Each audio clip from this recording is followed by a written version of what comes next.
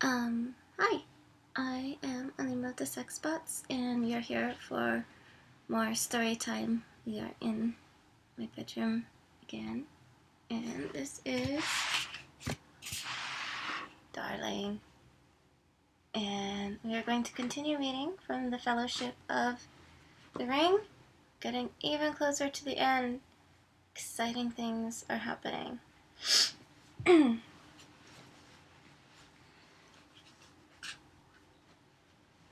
Now Galadriel rose from the grass, and taking a cup from one of her maidens, she filled it with white mead and gave it to Celeborn.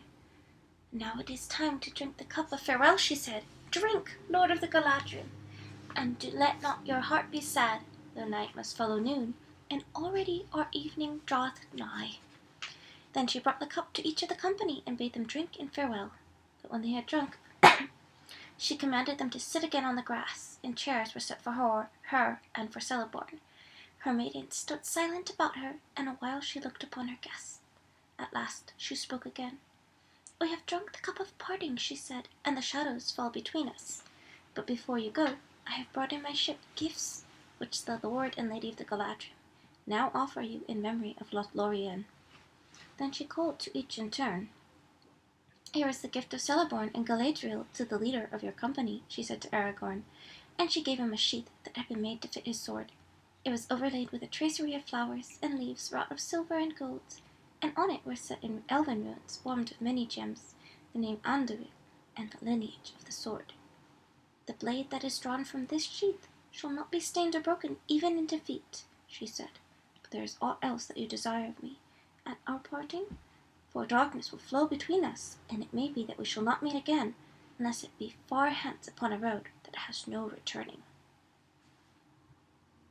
Do you know what means a road that has no returning? Dead? Yes. And Aragorn answered, "Lady, you know all my desire, and long held in keeping the only treasure that I seek. Yet it is not yours to give me, even if you would, and only through darkness shall I come to it." "Yet maybe this will lighten your heart," said Galadriel, "for it was left in my care to be given to you, should you pass through this land." Then she lifted from her lap a great stone of a clear green, set in a silver brooch, that was wrought in the likeness of an eagle with outspread wings, and as she held it up the gem flashed like the sun shining through the leaves of spring. "This stone I gave to Celebrian, my daughter, and she to hers, and now it comes to you as a token of hope. In this hour take the name that was foretold for you, Elisar, the elf-stone of the house of Elendil." Then Aragorn took the stone and pinned the brooch upon his breast, and those who saw him wondered, for they had not marked before how tall and kingly he stood, and it seemed to them that many years of toil had fallen from his shoulders. "For the gifts that you have given me I thank you," he said, "O Lady of Lorien, of whom were sprung Celebrian and Arwen Evenstar. What praise could I say more?" The lady bowed her head, and she turned then to Boromir, and to him she gave a belt of gold, and to Merry and Pippin she gave small silver belts, each with a clasp wrought like a golden flower. To Legolas she gave a bow such as the Galadrim used, longer and stouter than the bows of Mirkwood. Who's Legolas? He is the elf who has been traveling with them. Oh, yeah. Longer and stouter than the bows of Mirkwood, and strung with a string of hair. With it went a quiver of arrows. "For you, little gardener and lover of trees," she said to Sam, "I have only a small gift." She put into his hand a little box of plain grey wood, unadorned, save for a single silver rune upon the lid. "Here is set G for Galadriel," she said, "but also it may stand for garden in your tongue. In this box there is earth for my orchard, and such blessing as Galadriel has still to bestow is upon it. It will not keep you on your road, nor defend you against any peril, but if you keep it and see your home again at last, then perhaps it may reward you. Though you shall find all barren and laid waste, there will be few gardens in Middle-earth that will bloom like your garden if you sprinkle this earth there.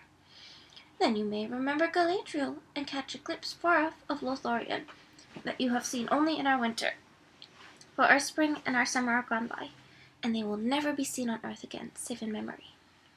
Sam went red to the ears, and muttered something inaudible as he clutched the box and bowed as well as he could.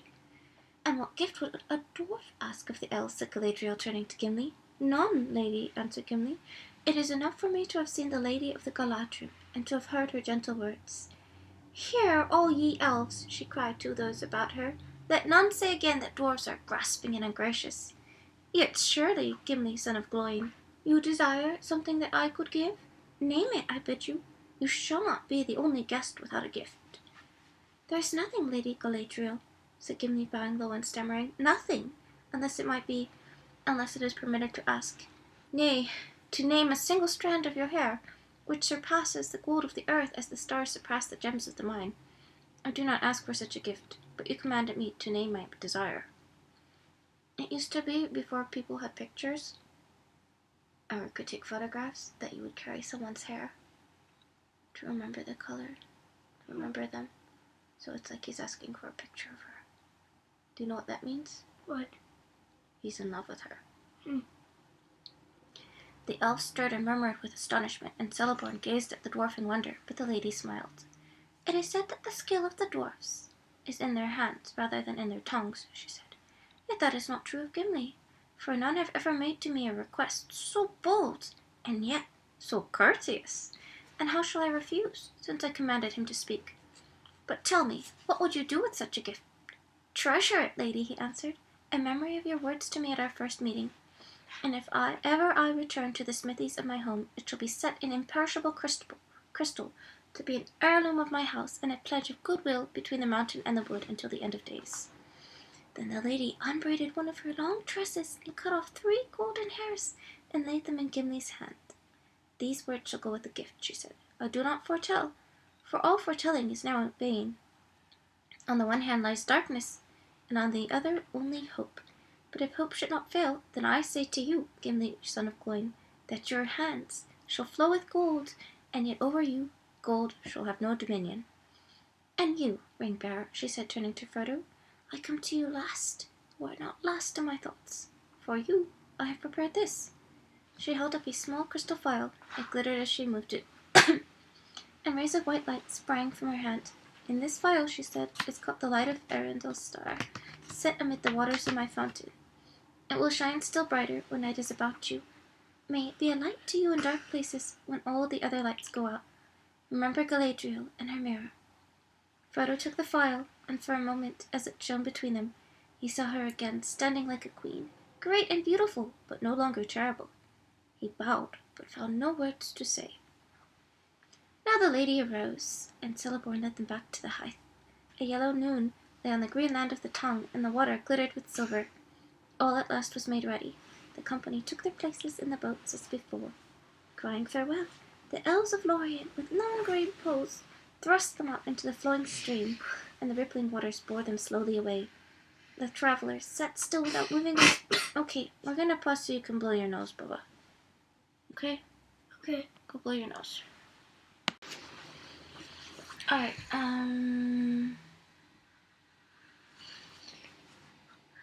In this phial, she said, is caught the light of Erendel's star set amid the waters of my fountain. It will shine still brighter when night is about you. May it be a light to you in dark places when all other lights go out. And the rippling waters bore them slowly away. The travelers sat still without moving or speaking. On the green bank, near to the very point of the Tongue, the Lady Galadriel stood alone and silent. How would you lay your head down?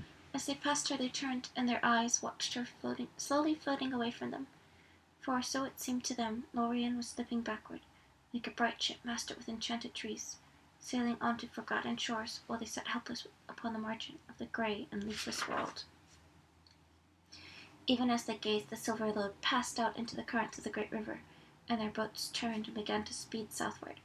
Soon the white form of the lady was small and distant. She shone like a window of glass upon a far hill in the westering sun, or as a remote lake seen from a mountain, a crystal fallen in the lap of the land. Then it seemed to Frodo that she lifted her arms in a final farewell, and far but piercing clear on the following wind came the sound of her voice singing. But now she sang in the ancient tongue of the elves beyond the sea, and he did not understand the words. Fair was the music, but it did not comfort him. Yet, as is the way with elvish words, they remained graven in his memory, and long afterwards he interpreted them as well as he could. The language was that of elven song, and spoke of things little known on Middle-earth. I Lore Lontaras Iserne Ere Orte Verema Alderan Yeni Valente Yildar Avania Mio Mamari Move Baby In Dune Bella Vado Telemar Lulini Yasen Titula Ialini Omario Eritiri Leninin Siman Iomanin and Contuba Ansi Tituli Varda Olis Lucia Villafania Maria Elentari Ortone Ilie. Yes. Did the person who wrote this actually make a language? Made up some of it. Don't think you could actually speak it, though. You wouldn't have anybody to talk to. Anyway, so they keep speaking in Elvish for a while. He wrote it. Like gold fall the leaves in the wind, long years numberless as the wings of trees. The years have passed like swift drops of the sweet mead in lofty halls beyond the west, beneath the blue vaults of Varda, wherein the stars tremble in the song of her voice, holy and queenly. Who now shall refill the cup for me? For now the kindler, Varda, the queen of the stars, from Mount Everwhite has uplifted her hands like clouds, and all paths are drawn deep in shadow, and out of a grey country darkness lies on the foaming waves between us, and mist covers the jewels of Calasiraya for ever. Now lost to those from the east is Valimar. Farewell. Maybe thou shalt find Valimar. Maybe even thou shalt find him. Farewell. Varda is the name of that lady whom the elves in these lands of exile name Elbereth. Suddenly the river swept round a bend, and the banks rose upon either side, and the light of Lorien was hidden. To that fair land Frodo never came again. The travellers now turned their faces to the journey. The sun was before them, and their eyes were dazzled, for all were filled with tears. Gimli wept openly. I have looked the last upon that which was fairest, he said to Legolas, his companion. Henceforth I will call nothing fair, unless it be her gift. He put his hand to his breast. Tell me, Legolas, why did I come on this quest? Little did I know where the chief peril lay. Truly Elrond spoke, saying that we could not foresee what we might meet upon our road. Torment in the dark was the danger that I feared, and it did not hold me back. But I would not have come, had I known the danger of light and joy. Now I have taken my worst one in this party, even if I were to go this night straight to the Dark Lord. Alas for Gimli, son of Gloin! Nay, said Legolas, alas for us all, and for all that walk the world in these after days. For such is the way of it, to find and lose, as it seems to those whose boat is on the running stream. But I count you blessed, Gimli, son of Gloin, for your loss you suffer of your own free will, and you might have chosen otherwise, but you have not forsaken your companions, and the least reward that you shall have is that the memory of Lothlorien shall remain ever clear and unstained in your heart, and shall neither fade nor grow stale. Maybe, said Gimli, and I thank you for your words. True words, doubtless, yet all such comfort is cold. Memory is not what the heart desires. That is only a mirror, be it clear as Keled Zaran, or so says the heart of Gimli the dwarf. Elves may see things otherwise. Indeed, I have heard that for them memory is more like to the waking world than to a dream. Not so for the dwarves. But let us talk no more of it. Look to the boat. She is too low in the water with all this baggage, and the great river is swift. I do not wish to drown my grief in cold water. He took up a paddle and steered towards the western bank, following Aragorn's boat ahead, which had already moved out of the middle stream. So the company went on their long way down the wide, hurrying waters, borne ever southwards. Bare wood stalked along either bank, and they could not see any glimpse of the lands behind. The breeze died away, and the river flowed without a sound. No voice of bird broke the silence. The sun grew misty as the day grew old, until it gleamed in a pale sky like a high white pearl. Then it faded into the west, and dusk came early, followed by a grey and starless night. Far into the dark, quiet hours they floated on, guiding their boats under the overhanging shadows of the western woods. Great trees passed by like ghosts, thrusting their twisted, thirsty roots through the mist, down into the water. It was dreary and cold. Frodo sat and listened to the faint lap and gurgle of the river, fretting among the tree roots and driftwood near the shore, until his head nodded, and he fell to an uneasy sleep.